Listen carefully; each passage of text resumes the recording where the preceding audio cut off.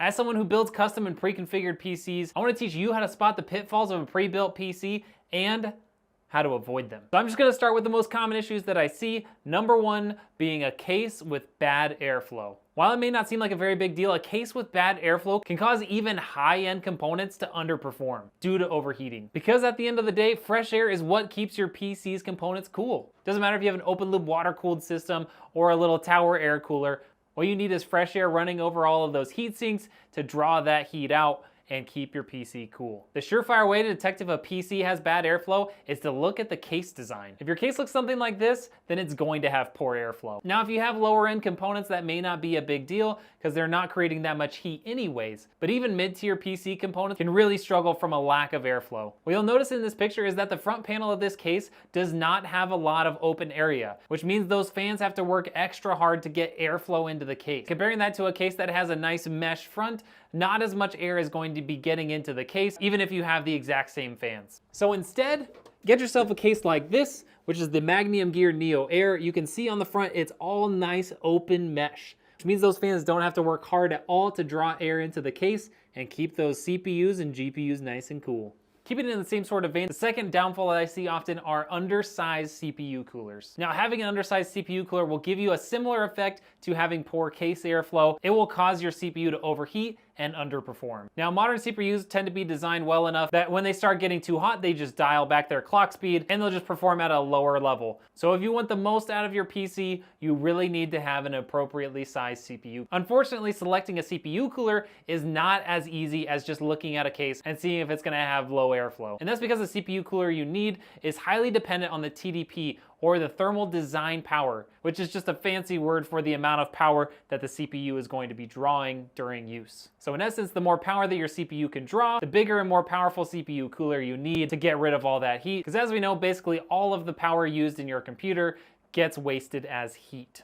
The next and arguably the worst offense that I see is using low quality and undersized power supplies. Of all of the components in your PC, the power supply is super important because it needs to supply ample, clean power to every single component in your computer. So if you use a cheap, low quality power supply, your other components can actually get damaged due to the cleanliness of the power coming in. Additionally, you can run into multiple issues if you have an undersized power supply, even if it is a good quality one. First, power hungry components like your GPU can underperform because there's just not enough power available to draw during those high intense moments. Plus, this can also lead to damage over time to your power supply and other components if it's not remedied. So you need to make sure that that power supply is good quality and of sufficient size for all of the components that are in your PC. And rather than telling you what not to look for a power supply, I wanted to provide you some resources to select the right size and quality of power supply for your PC. First, you can use something like the Newegg PSU calculator. This will give you what I would consider the minimum power supply size based on the components in your computer. Next, for your power supply quality, you wanna make sure that it is 80+ gold certified.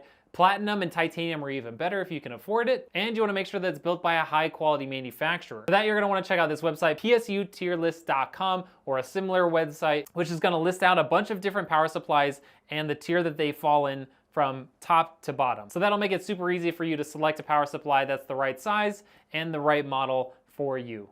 The fourth issue that I see is the use of low quality RAM. Now, I made an entire video here that you can see about good versus bad RAM. So if you want to get into the weeds, go over there. But the key is that you want a combination of low latency and high speed in order to get the most out of your computer's performance. So for DDR4, a good price to performance would be CL16 3600, which means that the CAS latency is 16 and the clock speed for the RAM is 3600 megatransfers per second. I still see some really low-end systems being shipped with 2666, 3000, and 3200 megatransfers per second RAM, so make sure that you're getting good quality RAM, even if it's DDR4.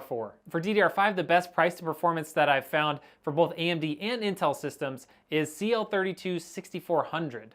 That ensures you're going to get some of the best SK Hynix memory chips, and it's going to be capable of tuning down your timings and increasing the frequency to get even more performance out of your PC. Now, if you don't know what that means, then you probably shouldn't try to do it yourself, but it's nice to have RAM that's capable of doing that, and maybe you can find somebody else to do it for you. The final thing to look out for on a pre-built PC is the CPU, actually. I've seen numerous companies list their cheap PCs with an i5 or i7 and a 30 series or 40 series GPU. But unfortunately, i5 and i7 don't really mean anything, because at this point there are 14 generations worth of Core i5 and i7 CPUs. Not to mention that there's a bunch of different SKUs within each generation. For example, 13th gen i5s have 9 different SKUs. That's 9 different models in the i5 lineup, and only 2 of them are really well designed for gaming. So if you're interested in gaming for Intel, make sure you're getting a 12th gen or newer chip, ideally a K or KF model. If you're on a budget, you want to look at one of the Ryzen 5000 series. If you have a little bit more cash to spend, go for a 7000 series CPU. And if you're curious when you're looking at the Intel CPU list, K stands for overclockable, and that means one, you can overclock the chip, as well as out of the box, it's going to boost to even higher frequency than the rest of those chips in that lineup, which makes it such a good performing gaming CPU. The other thing you might notice is an F at the end of some of those model names, and that F means that there's no integrated graphics. That means that you have to have a dedicated GPU in order to output a video to your monitor. Now, when you're gaming, that really doesn't matter at all. In fact, some people actually disable that just so you can have that extra bit of performance from your CPU. However, when you start to run into issues with your PC and you need to do diagnostics, it's really nice to have those onboard graphics. So if you have the extra money to spend, I would suggest buying a non-F model, meaning you're getting a 14900K, 14600K, 14700K, etc. Well, that's not necessarily an exhaustive list of everything that could be wrong with a pre-built PC, but hopefully that at least makes you a little bit more of an informed customer the next time you're looking for a pre-built PC. And if you are in the market for a PC, you can go to my website, redneckengineer.com, and check out the pre-configured builds we have, as well as filling out the custom build form, and we can make you a custom PC that's totally tailored to your needs. I always build with high quality components, great customer service, and excellent build quality. So go to redneckengineer.com if you're interested in a PC. And if you have any PC or component related questions, drop them here in the comments and I will make sure to read and respond to every single one. We'll see you next time.